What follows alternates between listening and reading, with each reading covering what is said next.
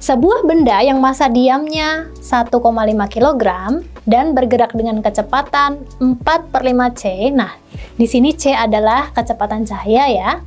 Nah, benda ini menumbuk benda lain yang bermassa sama dan bergerak dalam arah yang berlawanan pada kecepatan yang sama juga.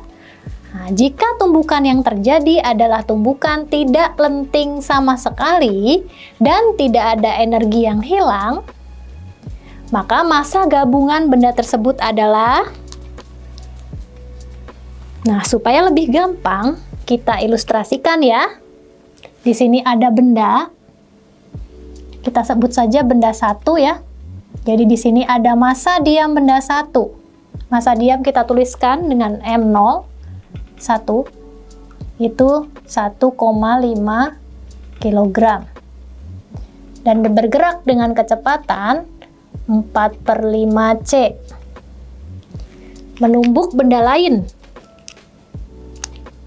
Nah, ini V-nya ke arah sana ya, misalnya ya. Ke arah sana. Benda lain yang bergerak dalam arah yang berlawanan. Arah berlawanan berarti ke sana. Arahnya berlawanan. Nah, ini menumbuk.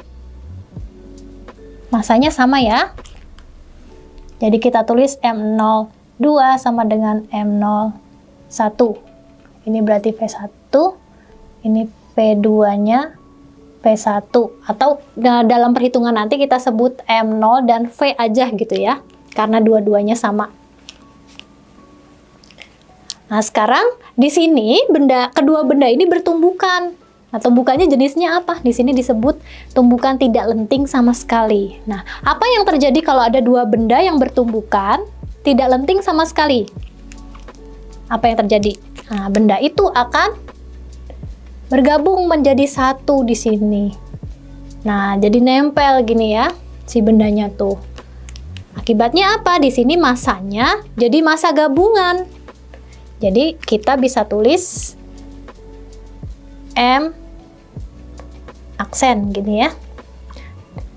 V-nya juga ya, V-nya V gabungan, jadi V aksen. Nah, nanti kedua benda ini bergerak secara bersamaan. Nah, yang ditanyakan adalah massa gabungan, berarti massa gabungannya yang ini nih. M0 aksennya nih. Nah, kita lihat di sini adalah kasus tumbukan ya. Kalau misalnya nih tumbukan ini tidak berlangsung secara relativistik atau berlangsung dalam kecepatan yang biasa dalam kehidupan gitu ya, pasti kalian langsung gampang aja ya, tinggal ditambahin aja kan, 1,5 tambah 1,5 sama dengan 3. Tapi di sini bergerak dengan kecepatan relativistik, jadi kita tidak bisa langsung menjumlahkannya gitu. Jadi kita ingat-ingat dulu nih, kan momentum ya, jadi kita harus mengingat rumus dari momentum relativistik. P sama dengan M kali V. Nah, M-nya di sini adalah massa bergerak. Jadi kalau kita tuliskan dalam massa diam, jadi kita tulis gamma M0 V. Gamma apa gamma? Nah, gamma itu adalah konstanta transformasi. Nah, kita kali ini saya akan pilih pakai cara yang lebih cepat ya. Jadi di sini saya punya tips dan trik nih. Nah, bagi kalian yang pingin tahu dari mana sih asal-usul tips dan trik itu, kalian bisa cek video berikut ini. Nah, itu kalau kalian mau tahu ya. Sekarang kalau gitu langsung aja saya tuliskan gimana tips dan triknya nih. Tipsnya gini, jadi kan ada yang namanya konstanta transformasi tadi ya. Kalau kita pakai rumus biasa, kita pakai gamma yang besarnya 1 per akar 1 min V kuadrat per C kuadrat. Nah, ini kan agak-agak rumit ya, jadi di sini kita pakai tips. Nah, kalau gamma itu bisa kita tentukan dengan cara sekan alfa, atau sekan itu kan seperkos ya, seperkos alfa. Nah, kos itu kan samping per miring, jadi kalau dibalik jadi miring per samping. Nah, kita tulis di sini aja. Nah, kemudian untuk V-nya, nah V per C atau perbandingan antara kecepatan dan kecepatan cahaya itu kita tuliskan sebagai sin alfa. Nah, ini adalah tips and triknya ya. Nah, ini tipsnya. Nah, kita ingat-ingat nih, ini buat ngerjain ini soal yang ini. Ditanyakan adalah massa gabungan, berarti kita harus tahu ininya ya. Kita lihat ini di sini kecepatannya gimana nih? Apakah dia bergerak ke arah mana? Apakah dia kecepatannya berapa gitu ya? Nah, jadi kita perlu pakai hukum kekekalan momentum. Berarti kan P sebelum sama dengan P sesudah. Sebelum bertumbukan, berarti kan M01, pakai gamma ya. Gammanya juga gamma 1. Di sini gammanya ini bergantung pada kecepatan. Nah, berarti gamma 1 M01 V 1 ditambah gamma 2 M02 V2 sesudah. Nah, ini kan jadi 1 tadi. Berarti gamma M0 aksen kalikan dengan V aksen. Nah, di sini kita butuh gamma kan? Nah, kita cari gamma pakai tips ini tadi.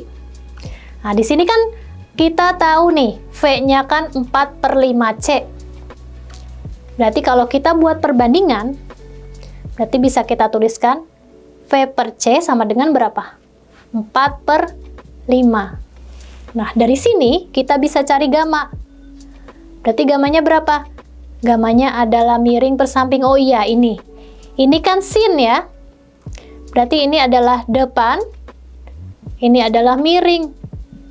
Nah, biar gampang lagi nih kita. Nah, kita kasih sketsa di sini. Kan dia alfa di sini misalnya ya. Di sini kan depan per miring. Depannya sebelah sini ya. Berarti kita tulis di sini 4, miringnya 5, berarti di sini 5. Nah, kalian pasti ingat kan ya, triple Pythagoras ini angkanya simpel banget. Jadi kalau di sini 5, di sini 4, di sini pasti 3. Nah, kalau udah kita tahu ini lengkap, kita bisa balik lagi nih ke gamma ini tadi nih. Jadi gamma adalah miring per samping. Miringnya adalah 5, sampingnya adalah 3 ya. Jadi gamma langsung ketemu 5/3 atau kalian bisa pakai rumus ini ya. Tapi ini kita pakai yang cepatnya. Jadi di sini gamma besarnya 5/3 karena kecepatannya sama. Jadi kita pakai gammanya juga sama. Jadi di sini 5/3 M01 P1-nya 4/5 ya. 4/5C tambah ininya juga sama 5/3 M02. V2-nya sama juga, cuma kan dia arahnya berlawanan. Jadi kita harus sertakan negatif di sini 4/5C. Nah, ini kita nggak tahu besarnya berapa. Nah, dari sini, sebenarnya dari sini aja kita udah bisa langsung lihat ya. Di sini kan sama, masanya sama.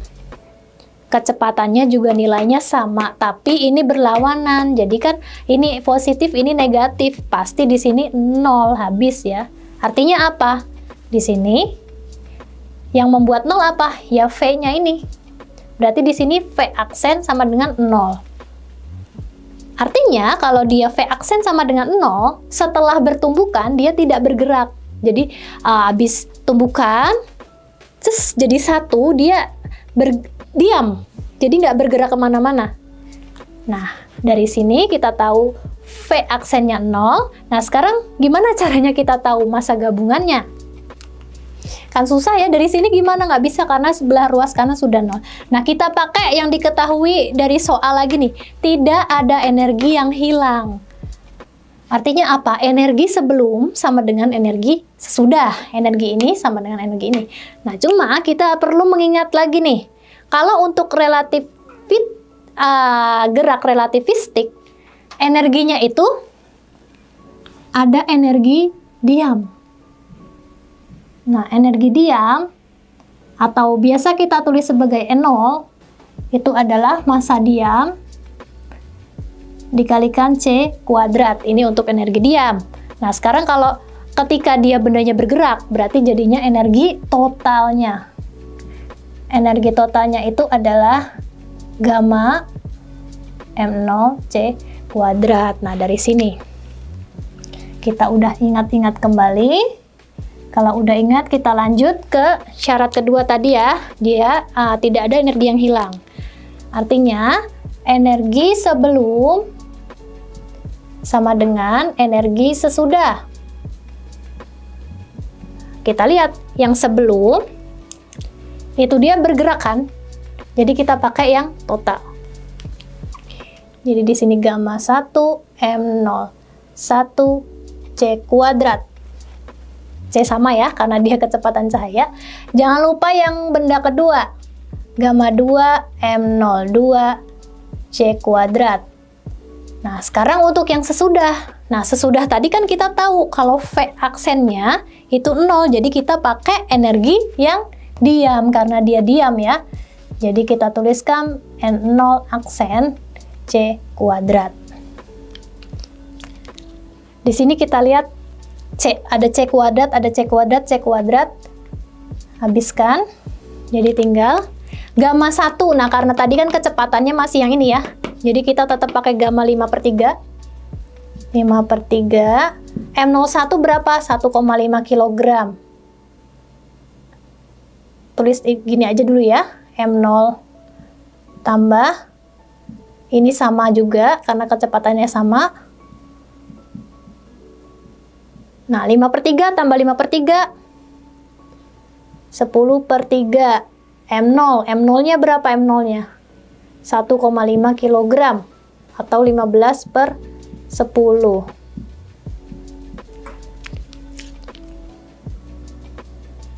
Habis ini 15 bagi 3 5. Jadi ketemu ya, M0 aksen adalah 5 kg.